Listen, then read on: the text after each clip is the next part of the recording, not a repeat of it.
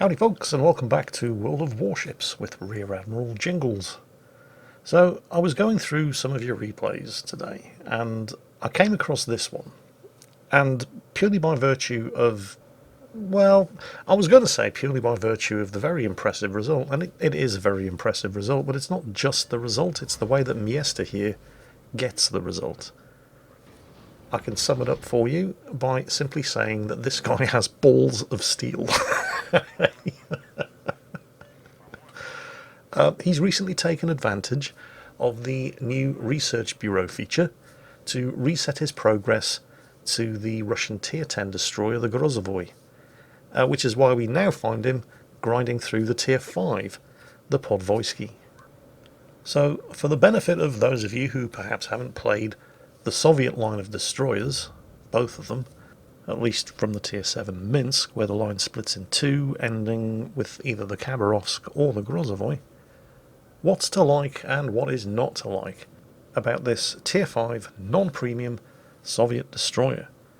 Well, in the like column, she is fast. I mean, she is seriously fast.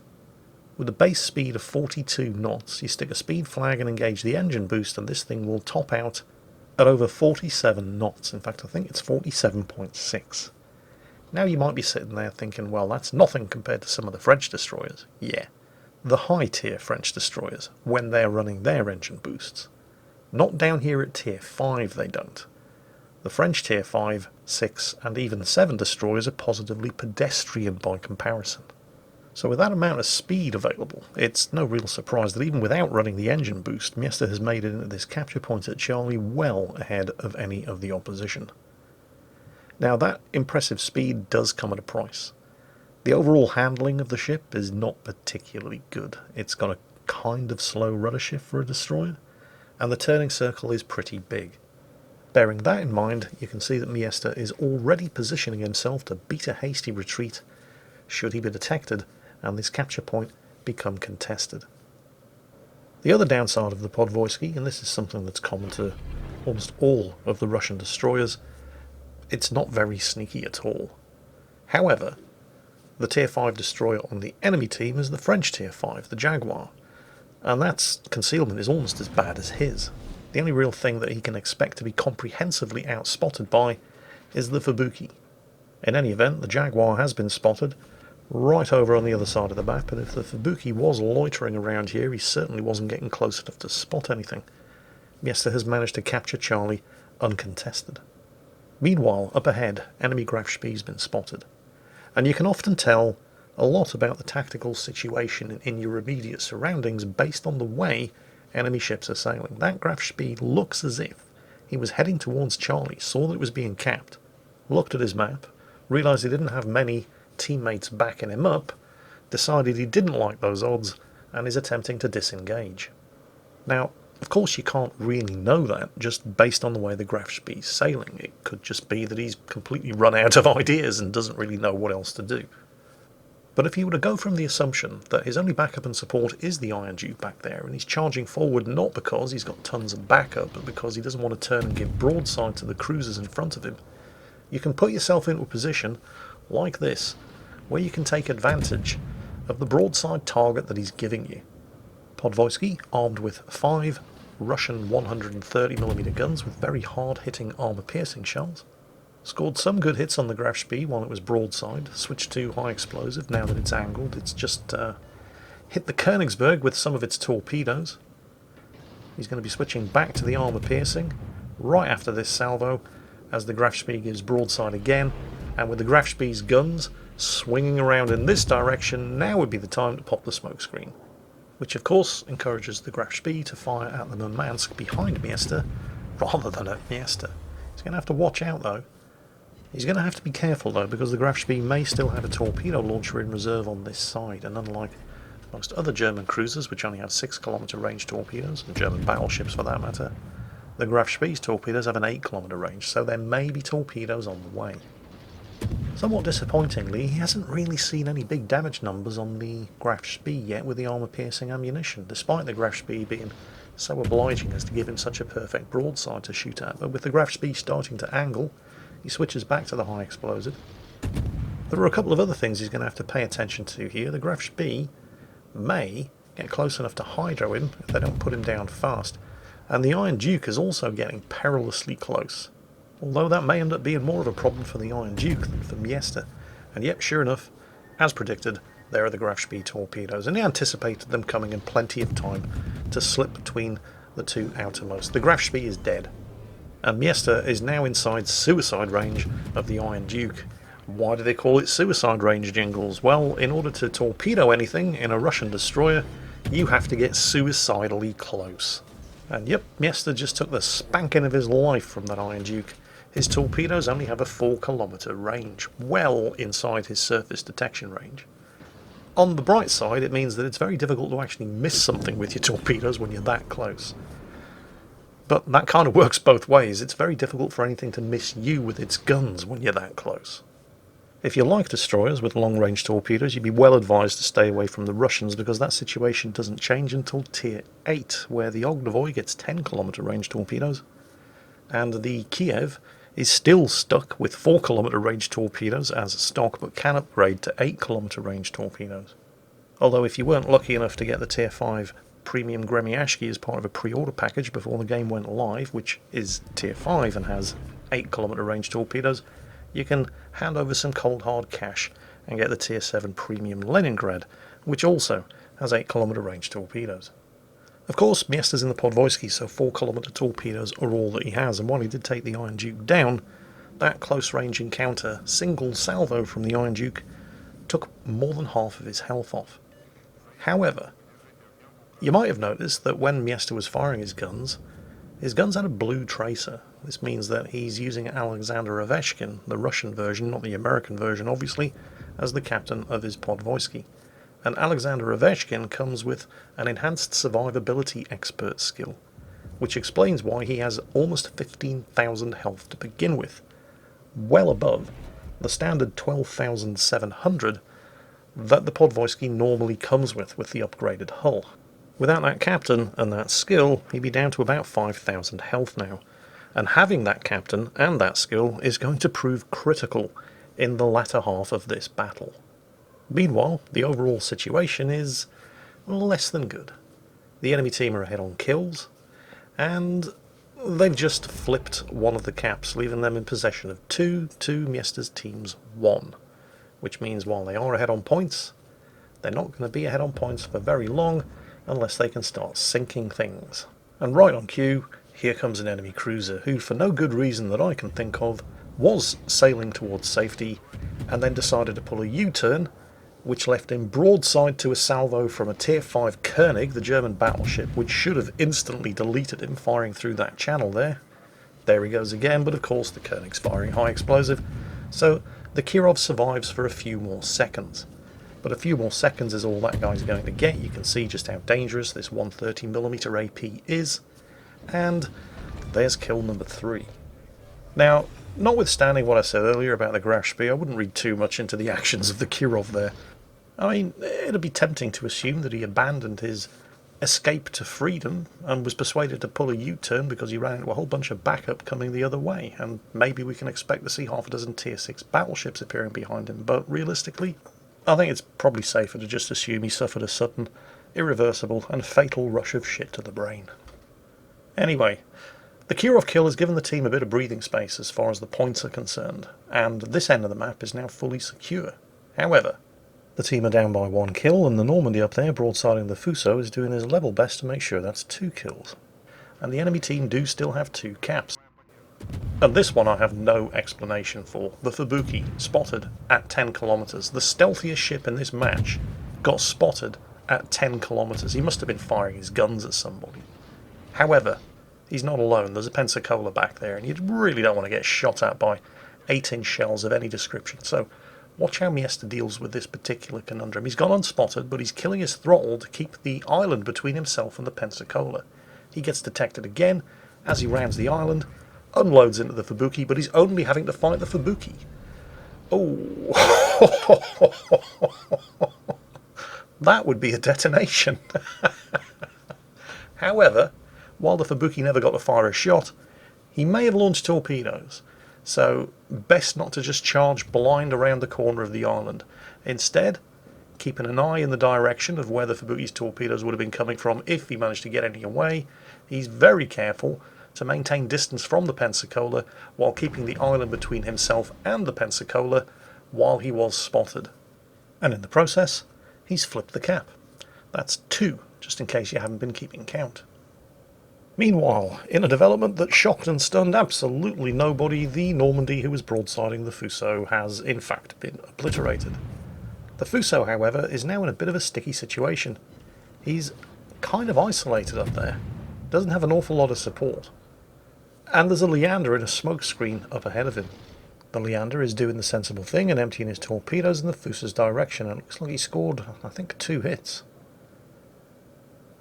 The Fuso hopefully is flooding. Well, the Fuso has hopefully just used his damage control to control the flooding. Because now, with his damage control on cooldown, there's absolutely nothing he can do about those fires. Oh, and the Leander has just made not 1 but 2 fairly critical and probably fatal errors of judgment. First, he's still inside the smokescreen and the Fuso is closing in. He's not using the smokescreen to disengage and get to a safe distance. And he's shooting at the Fuso. Well, why wouldn't you want to shoot at the Fuso? You're safe inside a smokescreen.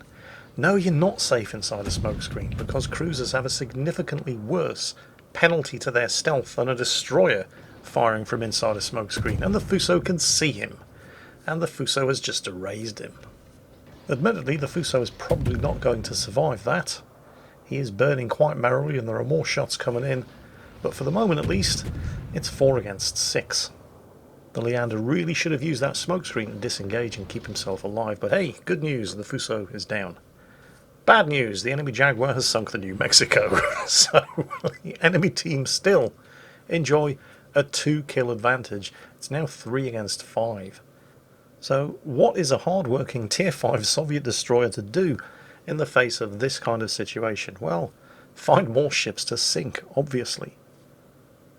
That Leander looks like he might be in a position to threaten the central cap at Bravo, and that is almost certainly his smokescreen, which means that the Iron Duke and the Koenig in the central cap, or near the central cap at Bravo, are probably about to come under a withering hail of 6-inch armour-piercing shells. But remember, the Leander can't see out of the smokescreen, so maybe we can use this opportunity to get close enough to torpedo him. Or maybe not. There's the Jaguar. Now that thing is no joke. It has exactly the same number and caliber of guns as the Podvoisky. The shells hit just as hard, but that thing fires them faster. So he needs to die, and he needs to die yesterday. Luckily, he doesn't appear to be able to aim for shit. Although he has taken some killing. He managed to set a fire, but there's the Kraken unleashed. He's down.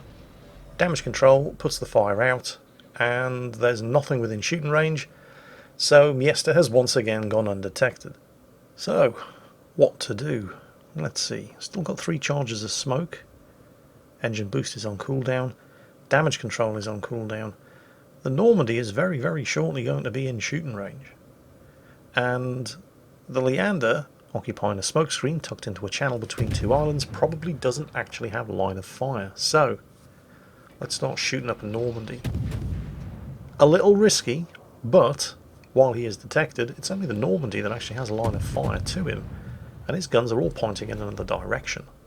So, paying careful attention to where the Normandy's turrets are pointing, and you'll notice how between each shot he's also checking that Leander's smokescreen to see the telltale traces of any kind of 152mm armour piercing arcing in his direction, and he is targeted by somebody. And I don't think it's the Normandy. Yep, it's the Leander. Right, time to use one of those charges of smoke that we still have in reserve. And it wouldn't do to just sit inside the same puff of smoke, because the Leander could blind fire him. Watch what he does here. He's reversing, because he reverses at more than 14 knots, which means he's actually going to pop out of the smoke before the next puff of smoke, and just in time to see that the Leander is in fact actually coming after him. That's why he ceased fire. He didn't want to give his position away. And he's now doing what the friendly Leander should have done when he was fighting the Fuso. Use that smoke screen to disengage. Don't just sit there waiting for the enemy to get close enough to detect you by proximity, or when you fire from smoke with the smoke firing penalty. Yes, he's dumped his torpedoes. Yes, they only have a 4 kilometer range, but the Leander was heading in this direction, and with nothing better to fire the torpedoes at, it was possible that the Leander could have closed the distance and actually struck the torpedoes before they expired.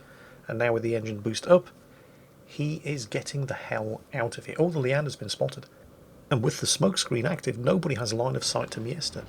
He had the high explosive loaded, he switched to the armour piercing. Unfortunately, it's as if the Leander has some kind of spider sense. He's just angled away at the precisely, well, best moment for him, worst moment for Mjester to avoid getting citadelled by this 130mm armour piercing.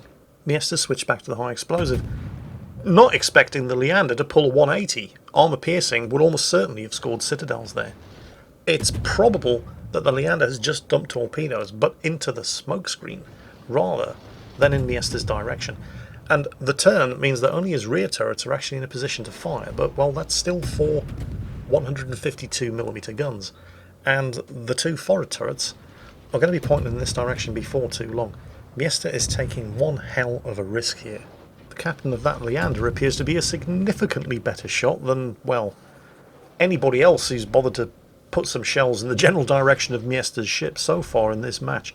Oh, Mjester, you probably want to stop shooting now with 600 health left. And, oh, that was far too close for comfort. He can still see you. You've gone undetected. Blind shot comes in. 161 health left. Although, to be fair, it wasn't a blind shot when he fired. Maybe it would be a good idea to stop getting shot at by the Leander. Although, actually, your team have over 900 points. Yes, the enemy have 2 of the caps, but there's not enough time left for them to make up that nearly 200 points difference in the amount of time remaining in this match. All you really have to do here is stay alive, and you'll win. Mjester, what are you doing?